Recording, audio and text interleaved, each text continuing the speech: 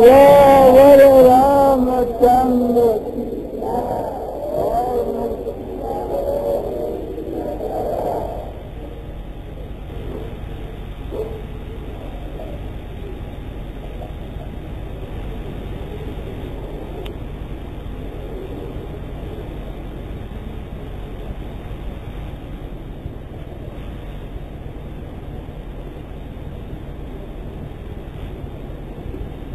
महापुरुषों की जो महिमा की बात कहने के लिए कहा और उनके प्रभाव की बात के लिए कहा,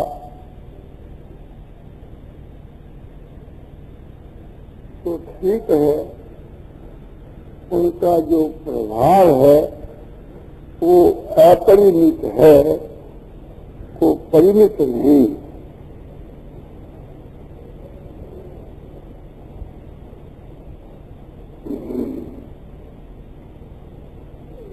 इसके कहने के बीच वहाँ कई बातों को लेकर के संकोच भी होता है। एक तो इस बात को लेकर के कि संसार के बीच के मां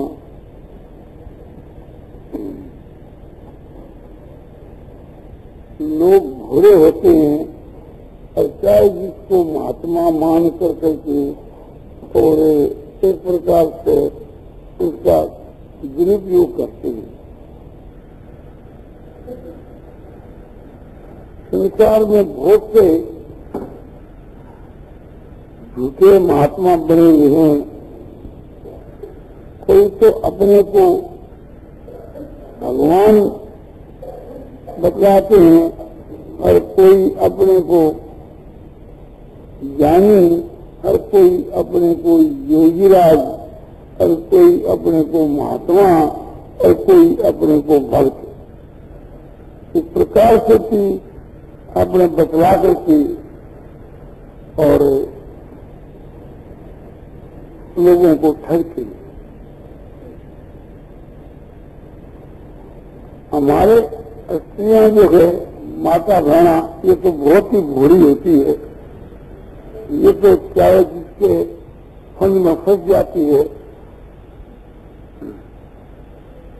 ये नहीं सोचती कि कंचन और कामनी के जो दास होते हैं ये कभी महात्मा नहीं है।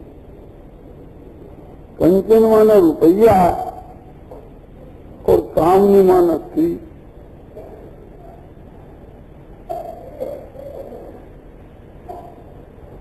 और उस कोटि के जो पुरुष होते हैं उनमें मान, बड़ाई, पूजा, प्रतिष्ठा, वास्तव में इसकी गंध भी नहीं होती। मान, बड़ाई, पूजा, प्रतिष्ठा को वे बलमूत्र के समान समझ। उस कोटि के पुरुषों के बीच के मां समता होती है, स्वार्थ का त्याग होता है और वे दूसरों के हित में रत रहते हैं।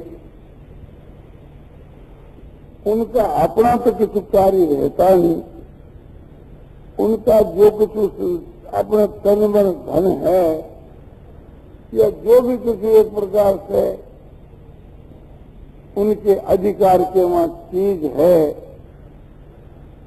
वो सब जगत जनार्दन की है। रात और दिन ये उसी काम के वहां लगे रहते हैं।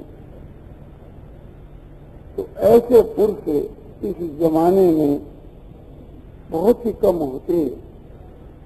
अब ये नहीं, द्वापर युग के बीच के वहां भी बहुत ही कम थे। इसी बात को ध्यान में रख करके भगवान श्री कृष्ण जी ने 7वें अध्याय के 30वें श्लोक में कहा है कि मनुष्याणां सहस्रेषु कश्चित् यतति सिद्धये और यततामपि सिद्धानां कश्चिन् मां वेति सत्यता। अब हजारों आदमियों में से कोई एक आदमी भगवान कहते हैं मेरी प्राप्ति रूप सिद्धि के लिए प्रयत्न करता है, हजारों में कोई एक। और प्रयत्न करने वाले सिद्धों में कोई एक ही पुरुष मुझ परमात्मा को तत्व से जानता है। तो हजारों पुरुष मनुष्यों के बीच के वहाँ समझो यानी लाखों करोड़ों मनुष्यों के बीच के वहाँ कोई एक ही महापुरुष निकल। आज करीब हिंदुस्तान के बीच के वहाँ 40 करोड़ मनुष्य होंगे, और जो ये हिंदुस्तान जो है अध्यात्म विषय का केंद्र है, सारी दुनिया के लोग अध्यात्म विषय की शिक्षा, सारी पृथ्वी के लोग अध्यात्म विषय की शिक्षा इस भारतवर्ष से लिया करते थे। ये बात सुन मनु जी ने कही।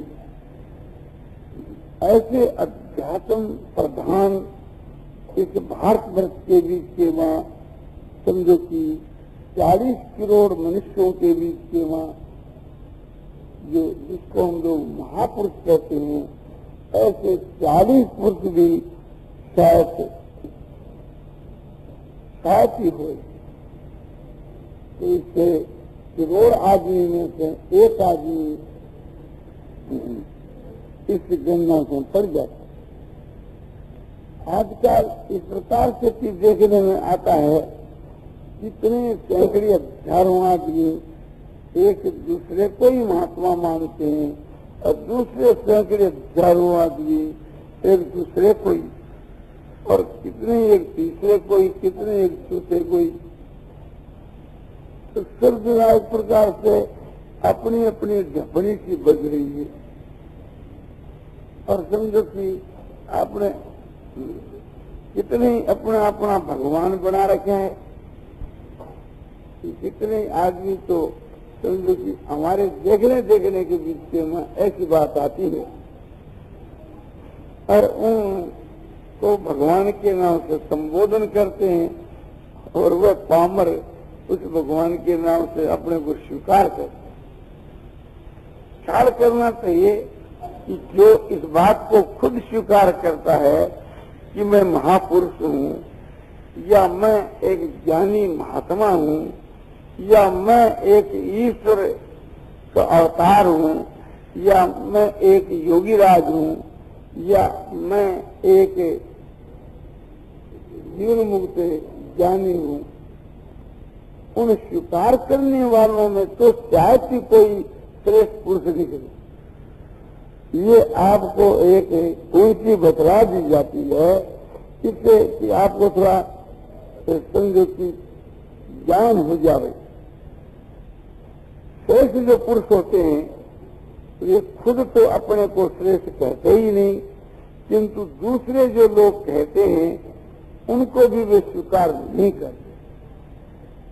तो संसार के मां जो प्रसिद्ध नहीं है, गुप्त रूप से रहते हैं, उन पुरुषों के बीच के मां कोई महापुरुष हुआ करता है।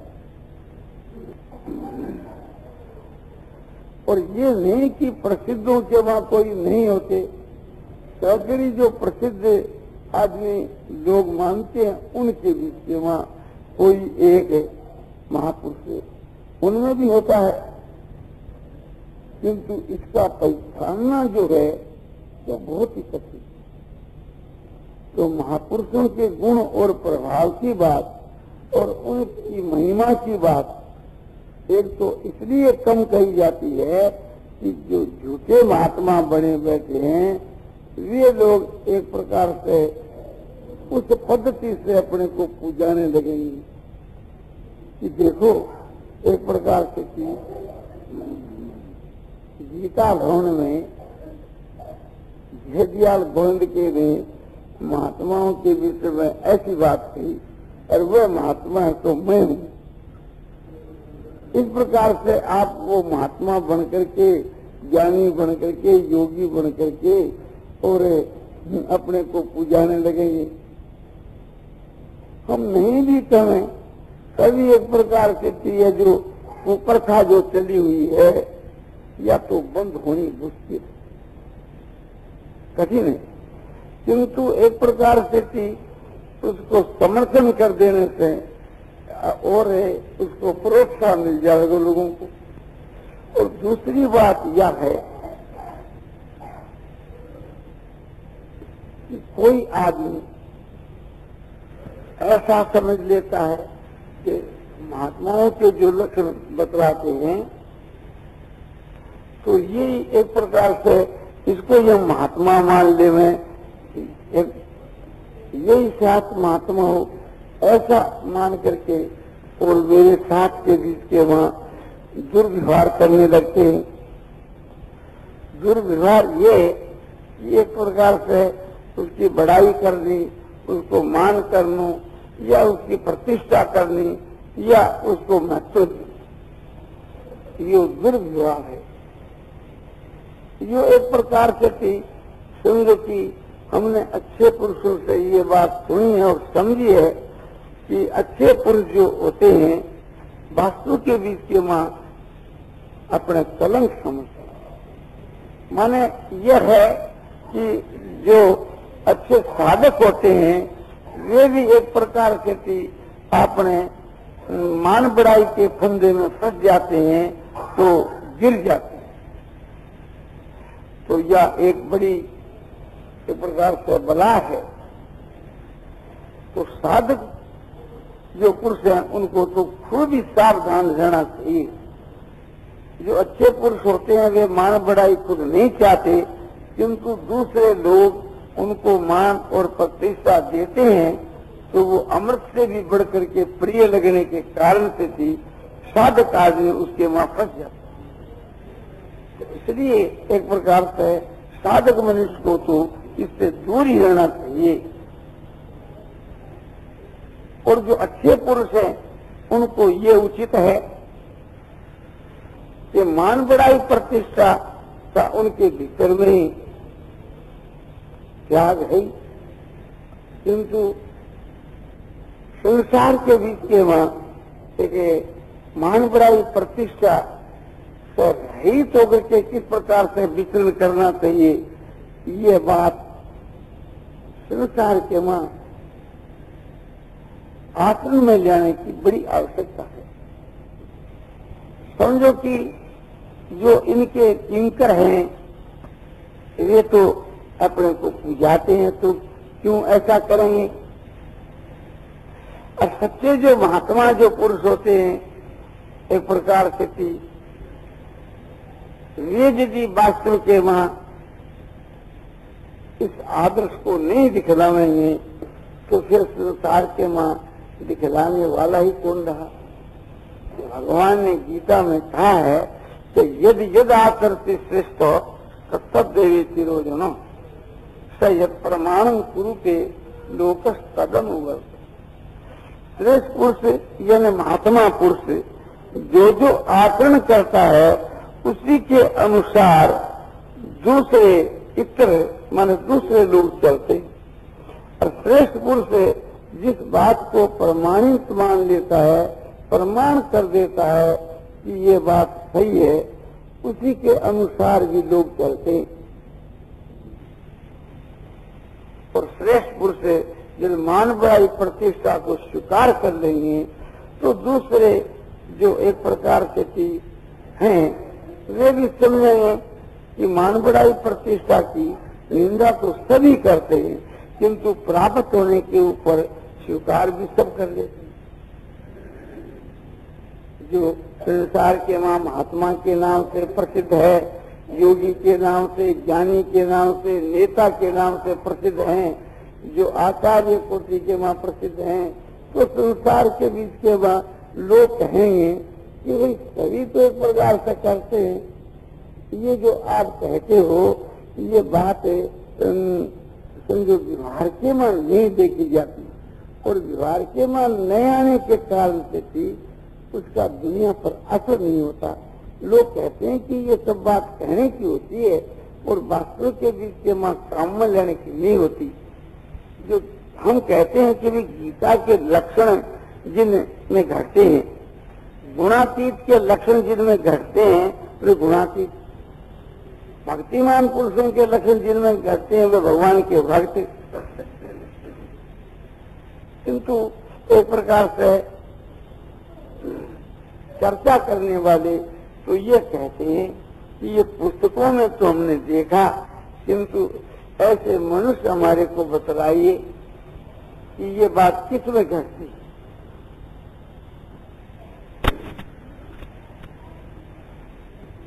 नहीं तो एक प्रकार से वास्तव के बीच के मां यदि ये बात घटनी मुश्किल है तो ये एक उत्तम जो लक्षण है केवल पुस्तकों के मां ही आदर्श है। तो बतलाने के विषय के मां आपको उस दिन मैंने बतलाया था कि ऐसे जो पुरुष संसार के मां नहीं है तो नहीं, संसार में किसी भी चीज का अभाव नहीं है, किंतु हमारी जो परीक्षा है वो कच्ची है, ठीक नहीं।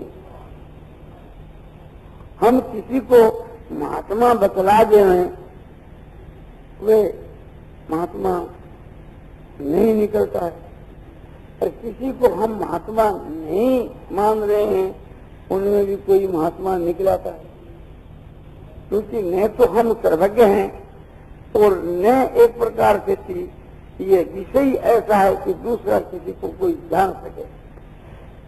महापुरुषों के विषय में ऐसा ही सुनने में आता है कि वह स्वसंवेद है, प्रसंवेद है। अभिप्राय ये कि जो महात्मा खुद आके अपने आप को जानता है और दूसरा उसको कोई नहीं जान सकता। जैसे परमात्मा को कोई आदमी नहीं जान सकता, स्वयं भगवान जिसको जानना चाहते हैं वो ही जान सकते, और भगवान जिसको नहीं जानना चाहते उसको कोई भगवान को कोई जान सके, ये बात असंभव है। इसी प्रकार से जो महापुरुष जो हैं उनको भी एक प्रकार से वे जानना चाहे तभी कोई जान सके, और नहीं तो उनको कोई नहीं जान सके। महिमा तो उनकी अपरंपार है, शास्त्रों को लक्ष्य में रख करके ही हम आपको बता सकते हैं। इसके लिए शास्त्र ही प्रमाण है, और हमारे में कोई ऐसी करामात नहीं है, ऐसा कोई हमारे के वहां कोई समझो कि विशेष है, कोई ऐसी शक्ति नहीं है कि जिस शक्ति के बल से हम किसी महात्मा को यथार्थ रूप से पहचान सकें और आपको बतलाएं कि अमुक अमुक महात्मा है। लक्षण जो है स्वयं भगवान ने गीता में बतलाए हैं और हम भी बतला सकते हैं कि यह लक्षण जिनके में है वह तो महात्मा है। और दूसरा एक उपाय हमने बतलाया था, वो बड़ा सरल उपाय था कि जिसके दर्शन से, भाषण से, शपथ से, वार्तालाप से, चिंतन से हमारे में महात्मा का लक्षण आवे, महात्मा के लक्षणों का प्रादुर्भाव होए, हमारे लिए वही तो महात्मा पुरुष। ये बात एक प्रकार से कुछ युक्ति संगत भी है कि ये बात प्रसिद्ध है कि जैसा करे संग और तैसा चढ़े रंग। एक भाई समझो कि ताश चौपड़ खेलने वालों की मंडली में चला जाता है, अगर कुछ दिन टिक जाता है तो वो भी आगे जाकर के ताश चौपड़ खेलने लग जाता है।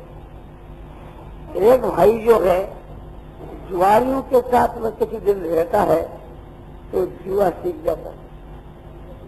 एक भाई जो है व्यभिचारियों के साथ में रहता है तो आगे जाकर के वो व्यभिचारी बन जाता है। एक भाई चोरों के साथ में रहता है तो आगे जाकर के वो चोर बन जाता है। तो ये बात तो देखने के में आती है कि संग का असर तो जरूर होता है। तो हम तो अपने लिए कह सकते हैं कि हमारे में तो ऐसी कोई करामात नहीं है कि हम किसी के ऊपर अपना प्रभाव डाल करके या किसी को महात्मा बना दें या किसी को ज्ञानी या किसी को योगी या किसी को समझो कि अपने उत्कोटि का भक्त बना सके। ये तो है दूर की बात। हम तो देवी संप्रदाय वाला पुरुष भी किसी को नहीं बना सकते। और ये बात प्रसिद्ध है, एक प्रकार से प्रसिद्ध इसलिए है कि यदि बना सकते तो समझो कि हमने लाखों ही आदमियों का संग किया है, कम से कम हजारों ही आदमी देवी संप्रदाय वाले बन जाते, सैकड़ी आदमी जो है तो ज्ञानी या योगी या भक्त या महात्मा बन जाते। किंतु हमारे को तो कोई दो चार भी नजर नहीं आते, इसलिए हम पहचान नहीं कर सकते हैं अपने समझो कि दोष दृष्टि के कारण से। स्वाभाविक ही मनुष्यों के बीच में दोष दृष्टि हुआ करती है और दोष तो स्वाभाविक ही दिख जाया करते हैं, बिना हुए दिख जाया करते हैं, और दोष होते हैं और दिख जाते हैं, ये तो मामूली बात है। तो ये बात है कि जो बात गीता रामायण भागवत आदि शास्त्रों की आपकी सेवा में निवेदन की जाती है, शास्त्रों के आधार के ऊपर जो बात कही जाती है, उसको कोई भाई या बहन काम में लाए तो एक प्रकार से उसको लाभ हो सकता है, और यदि उसको मैं काम में लाऊं तो मुझको लाभ हो सकता है, क्योंकि न्याय है। उन महापुरुषों की बात को कोई भी काम में लाए तो उससे लाभ हो सकता है। और जो महापुरुष जो होते हैं उनमें भी ये विशेष बात है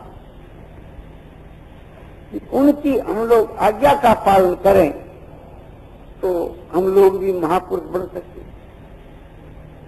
और जिनके दर्शन भाषण तपस्या और वार्तालाप से ही दूसरे महापुरुष बन जाए, ऐसे पुरुष संसार में कोई होए तो एक प्रकार से हमारी जानकारी में नहीं।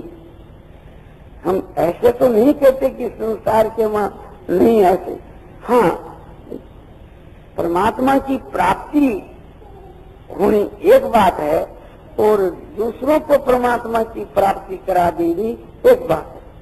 तो परमात्मा की प्राप्ति वाले तो संसार के मां समझो कि कई पुरुष हो सकते हैं, वे अपनी क्यों प्रसिद्धि करते हैं हम सबको जानते ही नहीं।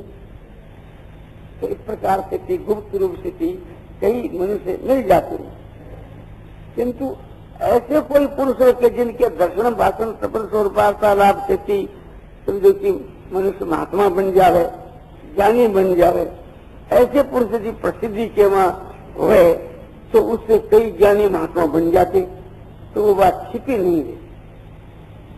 जिसको भगवान की प्राप्ति हो जाती है ऐसा पुरुष तो छिप करके भी रह सकता है, किंतु ऐसा पुरुष कैसे छिपे कि जिनके दर्शन भाषण सफल से दूसरे महात्मा अपने खड़े हो जाए, बन जाए, उसके प्रभाव से ऐसे पुरुष छिप नहीं सकते।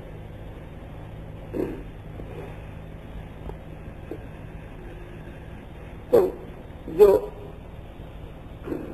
अधिकारी जो पुरुष होते हैं, जो भगवान के भेजे हुए भगवान के घर से अधिकार लेकर के आते हैं, भगवान संसार के वहां उनको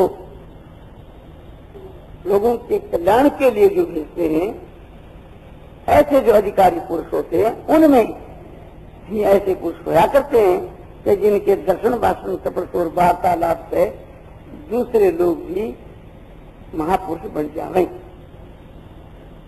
पर महापुरुषों की जो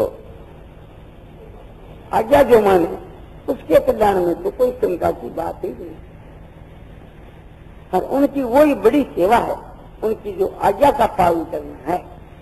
और उससे भी बढ़कर वो बात है, उनकी आज्ञा का ही पालन नहीं, उनके संकेत के अनुसार जो नाचना है, उनके संकेत के अनुसार जो चलना है, या और अधिक श्रद्धा की बात है। ऐसे जो श्रद्धालु जो पुरुष होते हैं वे विशेष लाभ उठाते हैं। और उससे भी ज्यादा वे लाभ उठाते हैं जो उन महापुरुषों के मन की माफक चलते हैं।